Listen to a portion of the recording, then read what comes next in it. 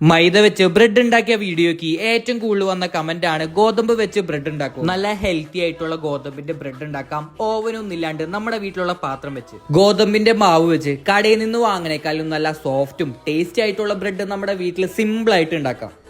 ആദ്യം ഒരു പാത്രം എടുക്കുക, അതിലേക്ക് 2 കപ്പ് ഗോതമ്പ് പൊടി ഇടുക. അത് കഴിഞ്ഞ് അതിലേക്ക് 1 ടേബിൾ സ്പൂൺ ഉപ്പും 2 ടേബിൾ സ്പൂൺ പഞ്ചസാരയും 1 ടേബിൾ സ്പൂൺ ഈസ്റ്റ് ഇട്ട് നന്നായിട്ട് മിക്സ് ചെയ്തെടുക്കുക.